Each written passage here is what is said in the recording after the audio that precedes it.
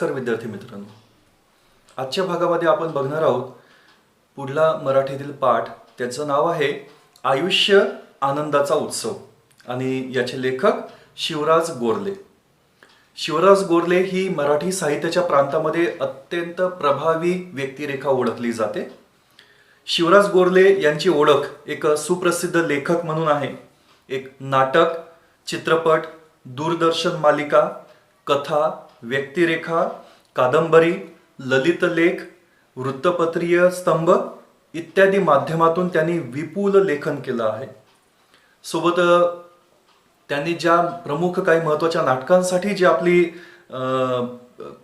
पटकथा दिली आहे त्यामध्ये नाटकांची नावं आहेत कुर्यात सदा टिंगलम, गोलमाल. यानंतर काही चित्रपटांची नावं सुद्धा प्रसिद्ध आहेत. त्यामध्ये थरथराट, चिमणी पाखरं यासारख्या लोकप्रिय चित्रपटांसाठी सुद्धा त्यांनी पटकथा संवाद लेखन त्यांनी केलेलं आहे. मराठी साहित्याच्या प्रांतामध्ये त्यांनी अतिशय प्रेरक असं साहित्य लिहिलेलं आहे.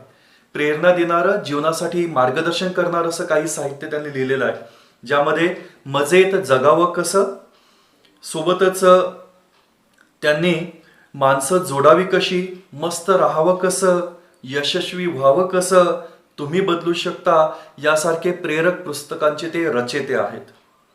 सर्वस्व, शोधार्थ, एका कल्पनेची आत्मकथा या त्यांच्या काही कादंबऱ्या. सोबतच त्यांचं एक विनोदी पुस्तक सुद्धा प्रसिद्ध आहे, ज्याचं नाव आहे नग आणि नमुने. या विनोदी पुस्तकाला महाराष्ट्र राज्य शासनाच्या पुरस्काराने सन्मानित करण्यात आलेलं आहे. आणि सोबतच मजेत जगावं कसं या पुस्तकाला महाराष्ट्र तत्वज्ञान परिषदेचा पुरस्कार प्राप्त झालेला आहे. विद्यार्थी मित्रांनो, प्रस्तुतचा पाठ आयुष्य आनंदाचा उत्सव या पाठामध्ये शिवराज गोरले यांनी जी बाब सांगितलेली आहे, जी पाठाची मध्यवर्ती कल्पना आपण जिला म्हणू शकतो, ती म्हणजे की प्रत्येकाला आनंद हवा असतो, परंतु बरेचदा आनंद म्हणजे काय आणि तो कसा मिळवावा हे काही जणांना उमगत नाही. खरे तर आनंद बाहेर नसून अंतरंगात असतो, पण त्यासाठी आनंदाचे भान जागे असावे लागते. हे या पाठात अतिशय हलक्या फुलक्या अशा शैलीमध्ये लेखकानं सांगण्याचा प्रयत्न केलेला आहे. आनंद नेमका कशात असतो, तो कसा अनुभवायचा असतो, छोट्या छोट्या गोष्टींतही आनंद कसा भरून उरलेला असतो, आनंदी राहण्याची सवय कशी लावून घ्यावी, अशा विविध बाबी ज्या त्यांनी साध्या अशा उदाहरणातनं सांगण्याचा प्रयत्न केलेला आहे.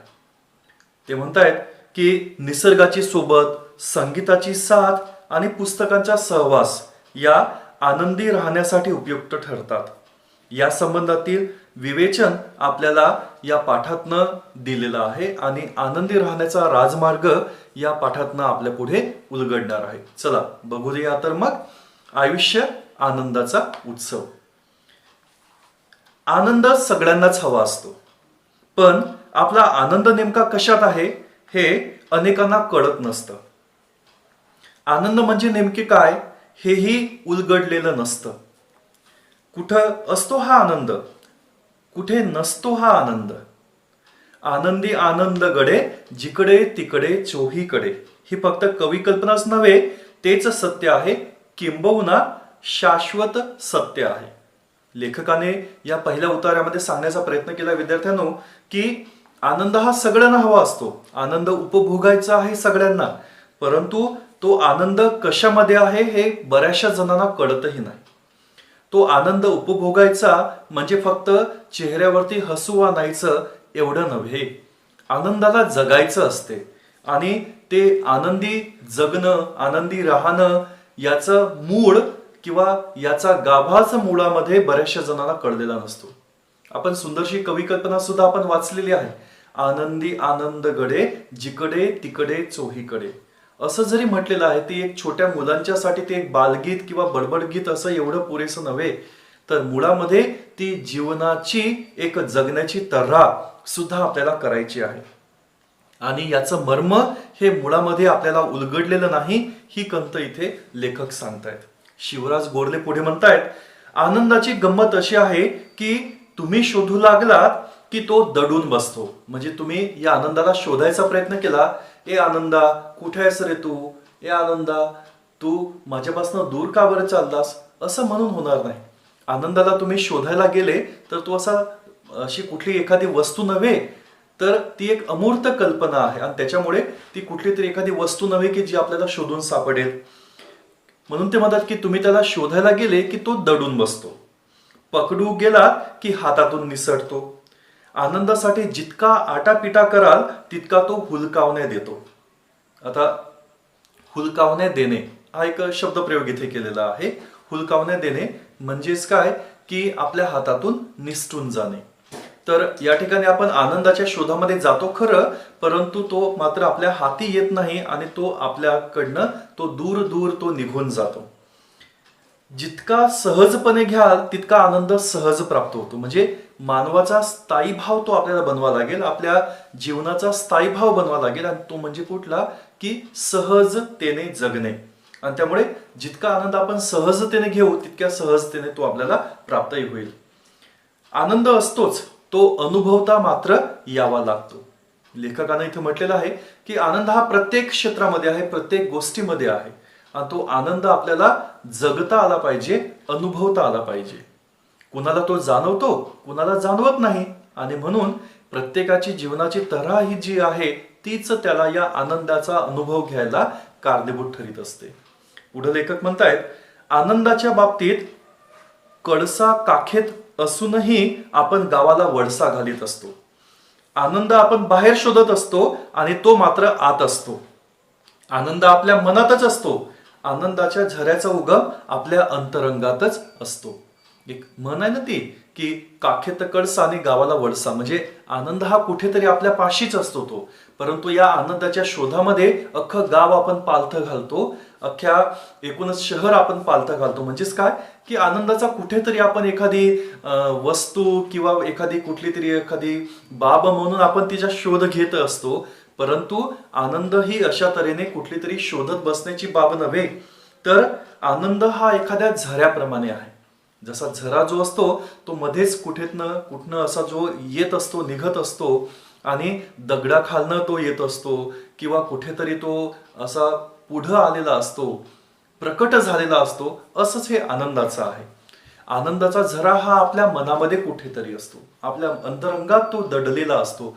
गरज आहे ती त्याला शोधण्याची आणि म्हणून हा आनंदाचा झरा ज्याला गवसला त्याला जीवनाचं खऱ्या अर्थाचं गुपित प्राप्त झालं, त्याला मर्म कळलं जीवनाचं असं आपण म्हणू शकू.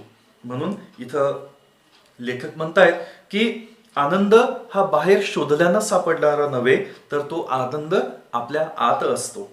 हे खरं आहे की आनंद सर्वत्र असतो, पण अंतरंगात आनंद असेल तरच तो अनुभवता येतो.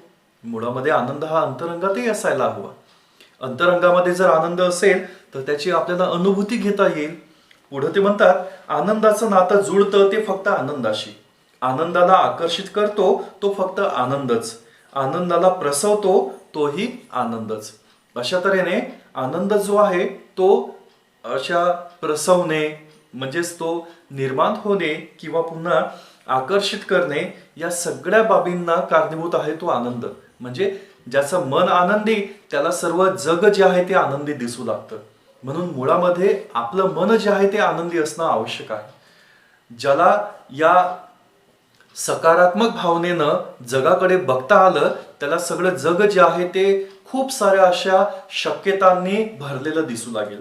जग हे एक प्रकारे एका सकारात्मक प्रेरणा देणारं एक फार मोठं एक शस्त्र म्हणून त्याकडे ते बघता येऊ शकेल. परंतु ज्याच्या मन हे दुःखी कष्टानं भरलेलं आहे त्याला कुठे जग हे असं आकर्षित करणारं झरा त्याला दिसणार आहे, तर त्याला सगळं जग जे आहे ते दुःखी कष्टीच वाटायला लागेल. आणि त्याच्यामुळे सकारात्मक भावना आणि नकारात्मक भावना अशी काहीशी बाब इथं आपल्याला शिवराज गोरले या लेखकांनी सांगण्याचा प्रयत्न केलेला आहे.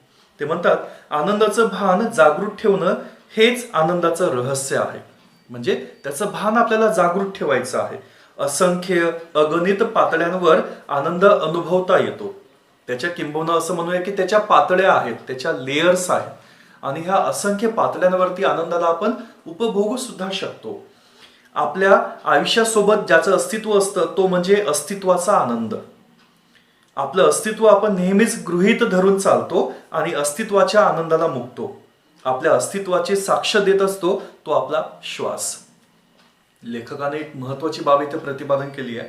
मित्रांनो, काहीसा पाठ जो आहे तो वैचारिक स्वरूपाचा आहे आणि एक गहन विचार इथं मांडण्याचा प्रयत्न केलेला आहे, परंतु आपल्या आयुष्याचा महत्वाचा तो भाग आहे.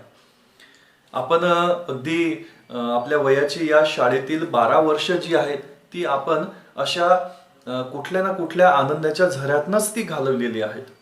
आपण आयुष्याच्या या 12 वर्षांच्या शिक्षणाच्या प्रवासामध्ये आपलं जे आयुष्य जगलोय त्यामध्ये सुद्धा कुठे ना कुठे हा आनंदाचा झरा होताच सोबत आपल्या. आता आपण जे कार्य करीत असतो त्या कार्यामध्ये कदाचित आपल्याला आनंद जाणवणार नाही, परंतु या पुढे आपण जेव्हा जाऊ, 2 वर्ष 3 वर्ष पुढे जेव्हा जाऊ, तेव्हा हेच जीवन जे आहे, जे आज आपण जगतो आहे, तो कदाचित आपल्यासाठी आनंदाचा झरा असू शकेल. आणि म्हणून जीवनाकडे सकारात्मक दृष्टीने प्रत्येक क्षणोक्षणी जो दडलेला आनंद जो आहे किंवा आनंदाची जी पातळी दडलेली आहे याकडे याला समजून उमजून तुम्ही आपल्या जीवनाचं मार्गक्रमण करा, असं काहीसं इथे लेखकांना सांगायचं. म्हणून ते म्हणतात की आपल्या आयुष्यासोबत ज्याचं अस्तित्व असतं तो म्हणजे अस्तित्वाचा आनंद. म्हणजे आपण इथं आहोत आणि आपलं अस्तित्व जे आहे ते मुळामध्ये एक आनंदाचं एक स्रोत आहे, ही बाब आपल्याला कळायला हवी. सोबतच ते म्हणतात की आपलं अस्तित्व आपण नेहमी गृहीत धरून चालतो आणि अस्तित्वाच्या आनंदाला मुकतो. आपलं अस्तित्व आहे हे आपण गृहीतच धरून चालतोय, परंतु या अस्तित्वासोबत आनंद सुद्धा आहे, ही बाब आपण कुठेतरी मागे टाकतो. मागे म्हणजे आपण विसरतो. ते म्हणतात आपल्या अस्तित्वाची साक्ष देत असतो तो म्हणजे आपला श्वास. आपल्या श्वासाचंही आपल्याला भान नसतं. म्हणजे आपण जे श्वास घेतो आहे त्याचा आपला विसर पडलेला असतो. खरं तर श्वास हा शरीर आणि मन यांना जोडणारा सेतू असतो. श्वसन करण्याचे विविध पद्धती आणि या श्वसनाशी कदाचित आपलं नातं कुठेतरी तुटलेलं आहे. मुळामध्ये आपलं शरीर आणि मन जे आहे, आत्मा जे आहे, यांना जोडणारा जो सेतू जो आहे तो म्हणजे श्वास. हा सेतू आपण जाणीवपूर्वक वापरत नाही. पोटातून खोलवर श्वास घेणं केवळ आरोग्यासाठी चांगलं असतं असं नव्हे, तर त्यामुळं मनही शांत होतं. मुख्य म्हणजे श्वासाचं बोट धरून मनापर्यंत पोहोचता येतं, मनाशी नातं जोडता येतं. विद्यार्थ्यांनो, या ठिकाणी त्यांनी म्हटलेलं आहे की केवळ दीर्घ श्वास घेणे किंवा पोटाच्या आतमधून दीर्घ श्वास घेणे यामुळे फक्त आपलं आरोग्य चांगलं राहतं असं नव्हे, तर याचा एक दुहेरी फायदा सुद्धा आहे. आणि तो दुहेरी फायदा कसा, तर या श्वासाचं बोट धरून आपण मनापर्यंत पोहोचू शकतो आणि ज्याला मनाशी नातं जोडता आलं त्याला खऱ्या अर्थाने स्वतःच्या अस्तित्वाला ओळखता आलं. ज्याला अस्तित्व कळलं स्वतःचं, त्याला स्वतःचं नेमकं ध्येय जे आहे आणि जीवन जगण्याचं मर्म सुद्धा त्याला कळू शकेल. पण आपण श्वासाकडे लक्षच देत नाहीत. आयुष्यातला एक एक क्षण येतो आणि जातो, आपण क्षणांकडे लक्ष देत नाही. म्हणजे अनेक अशी क्षण आपल्या आयुष्यामध्ये येत जातात आणि या क्षणांकडे आपण लक्षच मुळामध्ये देत नाही, असं एक कवीचा आपल्यावरती आरोप आहे, लेखकाचा आरोप आहे. आपण क्षणांकडे लक्ष देत नाही. एक एक दिवस उजाडतो, मावळतो, आपण दिवसाकडे लक्ष देत नाही. सूर्योदय सूर्यास्त होतो तोही आपण नीट पाहत नाही. तो दिसतो तेव्हा आपल्याला दृष्टी आहे हेही आपण गृहीत धरतो. म्हणजे सूर्याचं उजाडणं मावळणं ही एक नैसर्गिक क्रिया आहे असं आपण मानत आलेलो आहे, परंतु असं नव्हे. त्याला एक आनंदाच्या स्वरूपामध्ये आपण बघू शकतो. पुढे पुन्हा लेखक म्हणतायत की तो दिसतो तेव्हा आपल्याला दृष्टी आहे हेही आपण गृहीत धरतो. जे जे आनंद देणार आहे ते गृहीतच धरून चालल्यामुळे आपल्याला ना सृष्टीचं कौतुक वाटतं ना दृष्टीचं. म्हणजे आपल्या भोवती असंख्य साधी सोपी घटक आहेत ज्यांना आपण नैसर्गिक घटक म्हणतो. या नैसर्गिक घटनांच्या मध्ये सुद्धा आनंद दडलेला आहे आणि तो आनंद आपल्याला ओळखताच येत नाही. म्हणजे सूर्याचं उगवणं, सूर्याचं मावळणं किंवा पुन्हा आपल्या अवतीभोवती पक्ष्यांचं किलबिलाट किंवा पुन्हा आपल्या अवतीभोवती असलेला जो काही विविध प्रकारचा निसर्ग सौंदर्य जे आहे, हिरवी सृष्टी, झाडांना येणारी फुलं फळं, या सर्वांच्या मध्ये कुठे ना कुठे आनंद आहे. आणि त्याबद्दलचं कौतुक आपण करायला शिकलं पाहिजे. जोपर्यंत कौतुक करणार नाही तोपर्यंत त्याच्यातला आनंद आपल्याला उपभोगता येणार नाही. म्हणजे छोटंसं मुलं जे असतं ते पावलागणिक मोठं होत जातं. त्याच्या प्रत्येक छोट्या छोट्या कृतींकडे त्याच्या आईचं आणि बाबांचं खूप लक्ष असते, विशेषतः आईचं. तो मुलगा रांगता रांगता चालायला लागला की आईला त्याबद्दलचा आनंद सुद्धा गगनात मावेन असा होतो. परंतु इतर दुसऱ्या कुठल्या तिराहितानं त्या मुलाला चालताना बघितलं तर तो म्हणेल त्याच्यात काय, प्रत्येकच मुलगा चालतो, आमच्याकडला तर 9 महिन्यातच चालला, असं कोणी म्हणेल. म्हणून या छोट्या छोट्या प्रसंगांच्या मध्ये सुद्धा आनंद आहे विद्यार्थी मित्रांनो, आणि तो नेमका आनंद आपल्याला उपभोगता आला पाहिजे. कुणाला चित्र काढता येतं, कुणाला काढता येत नाही. कुणाची हस्ताक्षरं खूप अतिशय सुंदर असतात, कुणाची नसतात. आणि कुणाचं ड्रॉइंगमध्ये हातखंड असतो, कुणाचं गायनामध्ये हातखंड असतो. आणि अशा छोट्या छोट्या या बाबी ज्या असतात त्या आपली वैशिष्ट्ये असतात आणि यांच्याबद्दल आपण कौतुक करायला शिकलं पाहिजे. जोपर्यंत त्यांचं आपण कौतुक करणार नाही तोपर्यंत खऱ्या अर्थाने जीवनाचा आनंद आपल्याला लुटता येणार नाही. नाहीतर आपण प्रत्येकच वेळेला म्हणू त्यात काय विशेष, असं म्हटल्यानं होणार नाही. आणि म्हणून नैसर्गिक घटकांचं विशेषतः इथं लेखकानं उदाहरण दिलेलं आहे आणि ते म्हणतायत की सृष्टीचं कौतुक जे आपल्याला वाटायला हवं ते गृहीत धरल्यामुळे आपण काही ते कौतुक करून घेत नाही. आपल्या श्वासाचं, आपल्या अस्तित्वाचं, आपल्या अस्तित्वाचं आनंदाचं भान हे आपल्याला असायला हवं. आपलं अस्तित्व हीच एक कमाल आहे, एक अद्भुत सत्य आहे. भले सापेक्ष असेल पण सत्य आहेच. म्हणजे ते म्हणतात इथं की आपलं अस्तित्व सुद्धा ही एक कमालच आहे. त्यांनी पुढे म्हटलेलं आहे की ते एक अद्भुत स्वरूपाचं सत्यही आहे. ते का बरं? कारण ते एक सापेक्ष आहे, सत्य आहे. जीवनाच्या युगायुगाच्या खडतर तपस्येनंतर हा मानवी जन्म लाभला आहे. तो लाभला आहे हेच आनंदासाठी एक सबळ कारण आहे. म्हणजे आपल्याला जो जन्म लाभलेला आहे त्या जन्मामध्ये या आनंद शोधावा असं त्यांचं म्हणणं आहे. जसं की या जन्मावर या जगण्यावर शतदा प्रेम करावे असं जे म्हटलेलं आहे एका कवीनं. तर तीच नेमकी बाब इथं लेखकाला गृहीत धरून सांगायची आहे की आनंदासाठी हे एक सबळ कारण आहे. आनंदासाठी आपलं असणं ही पुरेसं आहे, किंबहुना आपलं असणं हीच आनंदाची खूण आहे, अभिव्यक्ती आहे. म्हणून या आनंदाला आपल्याला नेमकं जगता आलं पाहिजे. आपलं अस्तित्व, आपला जन्म यासाठी आनंद कारणीभूत आहे.